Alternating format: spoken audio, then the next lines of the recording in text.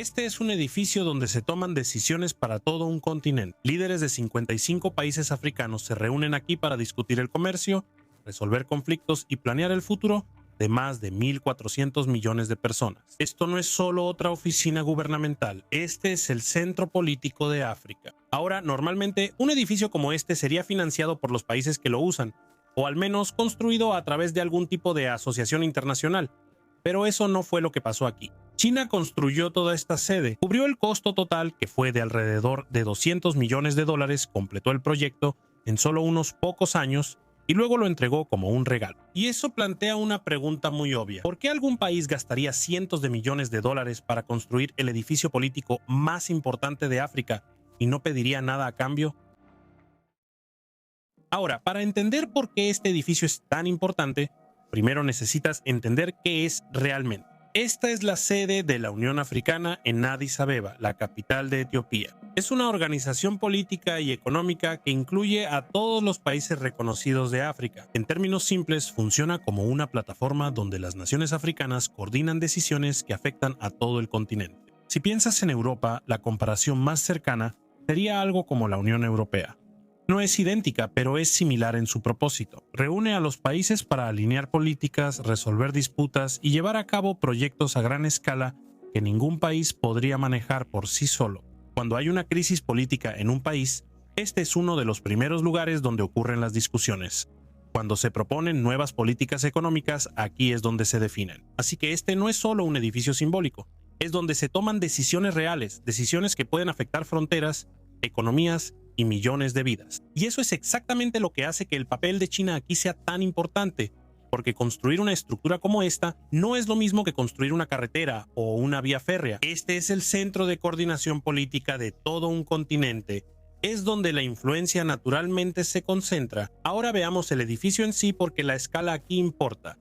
Esto no es una pequeña oficina administrativa ni un complejo gubernamental básico. La sede fue diseñada para parecerse a una institución de poder global, algo que representa unidad, autoridad y capacidad moderna. La construcción comenzó en 2009 y se completó en aproximadamente 3 años, lo cual ya es rápido para un proyecto de este tamaño. En el centro del complejo hay una torre de gran altura que tiene más de 20 pisos, lo que la convierte en una de las estructuras más prominentes de Addis Abeba. A su alrededor hay enormes salas de conferencias, salas de reuniones y un gran salón de asambleas donde los representantes de los 55 Estados miembros pueden reunirse al mismo tiempo. Y luego está el simbolismo. La arquitectura es moderna, limpia y deliberadamente global en su estilo. Envía un mensaje claro de que África no está mirando hacia atrás, sino que se está posicionando como una fuerza política unificada. Para muchas naciones africanas, este edificio representa progreso e independencia, pero al mismo tiempo hay otra dimensión en esto, porque aunque el edificio representa la unidad africana, cada parte de él, desde el financiamiento hasta la construcción, vino de China. Y eso crea una contradicción silenciosa. El edificio político más importante de África construido completamente por una potencia externa. Así que la verdadera pregunta no es solo qué tan grande o moderno es este edificio. La verdadera pregunta es ¿por qué China eligió construir este edificio específico a esta escala y regalarlo gratis? Para ver el panorama completo tienes que alejarte de este edificio y observar lo que China ha estado haciendo en toda África durante las últimas 2 décadas, porque esta sede no fue un proyecto aislado. Durante el mismo periodo, China financió y construyó ferrocarriles, autopistas, puertos, centrales eléctricas y zonas industriales en todo el continente. En Etiopía ayudó a construir un moderno ferrocarril eléctrico que conecta Addis Abeba con Djibouti, reduciendo el tiempo de transporte de días a horas. En Kenia financió el ferrocarril de ancho estándar que conecta Mombasa con Nairobi, uno de los proyectos de infraestructura más grandes en la historia del país. En Djibouti desarrolló uno de los puertos más estratégicamente ubicados del mundo, justo en la entrada al Mar Rojo. Y esto es solo una pequeña muestra. Según algunas estimaciones, China ha invertido o prestado cientos de miles de millones de dólares en infraestructura africana. En muchos países, las carreteras y líneas de tren construidas por China ahora forman la columna vertebral de los sistemas de transporte nacionales. Las centrales eléctricas construidas con apoyo chino generan electricidad para millones de personas. Así que cuando colocas la sede de la Unión Africana en este contexto, empieza a verse muy diferente. Este no fue solo un proyecto generoso e independiente, fue parte de un enfoque mucho más amplio. China no solo estaba comerciando con África, sino que también estaba construyendo gran parte de su infraestructura, carreteras que mueven mercancías, ferrocarriles que conectan ciudades, puertos que manejan el comercio internacional. Y junto con todo eso, también construyó el lugar donde se toman las decisiones políticas. Esa combinación es importante porque la infraestructura te da presencia económica, pero los espacios políticos te dan algo completamente diferente. Te dan proximidad a la toma de decisiones. Y aquí es donde la idea de influencia se vuelve importante. Porque construir infraestructura no se trata solo de concreto y acero, también moldea las relaciones. Cuando un país financia y construye proyectos a esta escala, naturalmente se convierte en parte de cómo se toman las decisiones. En este caso, China no solo construyó carreteras o ferrocarriles, construyó confianza. La sede de la Unión Africana juega un papel en eso. Es un símbolo visible de asociación. Cada reunión importante, cada cumbre, cada negociación ocurre dentro de un edificio que China proporcionó. Eso crea un recordatorio constante de quién ayudó a hacer lo posible. Y a esto es a lo que la gente se refiere como poder blando. No se trata de forzar decisiones o controlar los resultados directamente. Se trata de posicionarte de una manera que haga que la cooperación sea más probable. Con el tiempo, esa influencia se convierte en parte de cómo los países se alinean en temas globales. Para entender hasta dónde puede llegar esa influencia, tienes que fijarte en algo en lo que la mayoría de la gente no piensa: el poder de voto. En instituciones globales como las Naciones Unidas, los países africanos conforman uno de los bloques de votación más grandes del mundo. Hay 54 estados miembros africanos en la ONU, lo que significa que más de una cuarta parte de todos los votos provienen de esta sola región. Eso importa porque muchas decisiones globales no dependen solo de un país poderoso.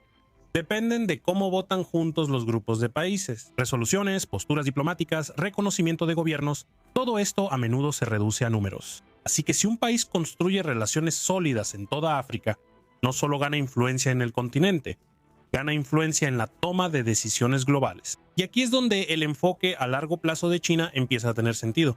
Al mismo tiempo, no todos lo ven de esta manera. Algunos críticos argumentan que proyectos como este no son puramente simbólicos. Creen que hay implicaciones más profundas que considerar, especialmente cuando se trata de tecnología y control. Y es ahí donde la historia toma un giro más complicado. Unos años después de que se inauguró el edificio, empezaron a surgir reportes sobre algo inusual. Según una investigación de Le Monde, los sistemas informáticos dentro de la sede de la Unión Africana supuestamente estaban enviando datos a servidores en China. El informe afirmaba que esto había estado ocurriendo durante años, de forma discreta, sin llamar la atención pública. Se informó que grandes cantidades de datos internos se transferían entre la medianoche y la madrugada fuera del horario laboral normal. Ahora, si eso suena serio, es porque lo es. Este no es cualquier edificio de oficinas. Aquí es donde tienen lugar discusiones políticas sensibles, reuniones entre jefes de Estado, conversaciones internas de estrategia, negociaciones diplomáticas. Así que la idea de que datos desde dentro de este edificio pudieran estar moviéndose a otro lugar generó preocupaciones inmediatas. Pero luego vinieron las respuestas. La Unión Africana negó públicamente que hubiera alguna evidencia de que los datos se estuvieran transfiriendo de esa manera. Los funcionarios declararon que los sistemas eran seguros y que no se había confirmado ninguna brecha de seguridad. China también rechazó enérgicamente las acusaciones, calificándolas de infundadas y motivadas políticamente.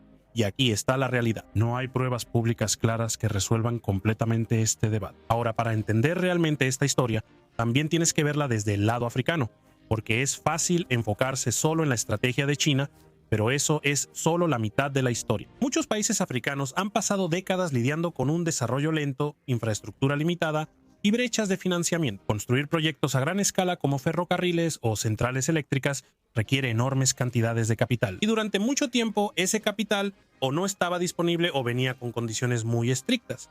Y aquí es donde destacó el enfoque de China. El financiamiento chino suele llegar más rápido. Los proyectos pasan rápidamente de la planificación a la construcción. Los gobiernos no tienen que pasar años en negociaciones atadas a condiciones políticas. Para los países que necesitan infraestructura de inmediato, esa rapidez es importante. Así que desde esta perspectiva la asociación tiene sentido. Los países están obteniendo infraestructura que de otra manera habría tardado mucho más en construirse. Están conectando ciudades, mejorando la logística y expandiendo sus economías. Y la sede de la Unión Africana encaja en esa misma narrativa. No es solo un edificio, es un símbolo de reconocimiento. Representa la idea de que África tiene una institución política central al nivel de otras organizaciones globales, ¿no? Para muchos líderes, aceptar una sede completamente financiada no se veía como una pérdida de control, se veía como una oportunidad para fortalecer la posición del continente en el escenario global. Ahora, si tomas distancia y comparas esto con la forma en que los países occidentales han operado tradicionalmente en África, la diferencia se vuelve clara. Durante décadas, la participación occidental llegó principalmente en forma de ayuda, subvenciones o programas de desarrollo. Estos a menudo incluían condiciones estrictas relacionadas con la gobernanza, la política económica o reformas políticas. En muchos casos, la financiación tardaba años en aprobarse y los proyectos podían retrasarse o reducirse. China lo abordó de manera diferente. En lugar de centrarse en condiciones de política pública, se enfocó en construir infraestructura física. Esa diferencia importa porque si eres un país que intenta hacer crecer su economía, la rapidez y la ejecución se vuelven tan importantes como la financiación misma. Un ferrocarril terminado en 5 años cambia el comercio. Una expansión portuaria aumenta la capacidad de inmediato.